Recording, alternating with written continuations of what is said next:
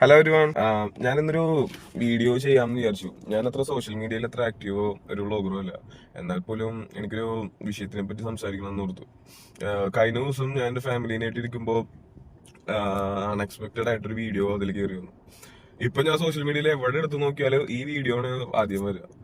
ഞാൻ പറഞ്ഞു വന്നത് ഹെലനോസ് പാർട്ട. അപ്പോ എനിക്ക് പറയാനുള്ളത് എന്താന്ന് വെച്ച് കഴിഞ്ഞാൽ, എനിക്ക് വയ്യേ, എനിക്കറിയാൻ പറയണ്ടിരിക്കണേ, നീ എന്തൊക്കെയാണ് ഈ കിടന്ന് കാണിക്കുന്നത്? ലോകത്ത് ഇത്രയും പേരുണ്ടായിട്ട് ഇവർ ആരെയും തുണി നോക്കി കാണിക്കണല്ലോ. നിന്നെ മാത്രം തുണി നോക്കി കാണിക്കണത് മോശം. എന്നിട്ട് അത് പറഞ്ഞു നടക്കണം.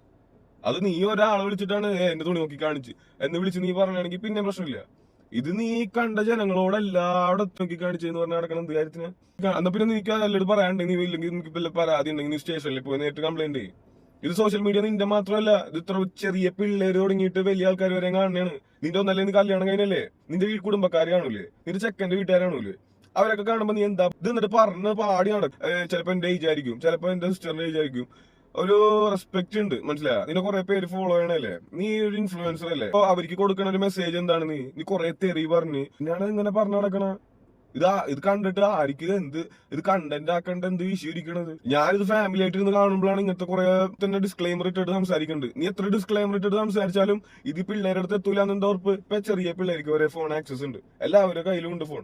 അപ്പൊ ഇവരൊക്കെ ഇത് സ്ക്രോൾ ചെയ്യുമ്പോ ഒരു പ്രാവശ്യം ഇപ്പൊ എവിടെ നോക്കിയാലും നിന്റെ വീഡിയോ നീ കാണുന്നത്. അപ്പൊ ഞാൻ മാത്രമല്ല, ഇതുപോലെ പല മലയാളികളും ഇത് പറയണമെന്നുണ്ട്. ആകെ റിയാക്ട് ചെയ്യാത്തതാണ്.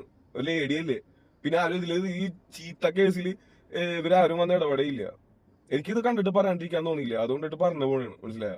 അപ്പൊ അതുകൊണ്ടിട്ട് ഇനി നിർത്തി, നീ കൂളാവ്. ഇനി ഈ ഇങ്ങനത്തെ ഒന്നും പറഞ്ഞ് നടക്കല്ലേ, വേറെ വല്ല നല്ല കാര്യങ്ങളുണ്ട്. അപ്പൊ നിന്നെ കണ്ടിട്ട് ആൾക്കാർ ഇൻഫ്ലുവൻസ് ആവട്ടെ പിള്ളേർ.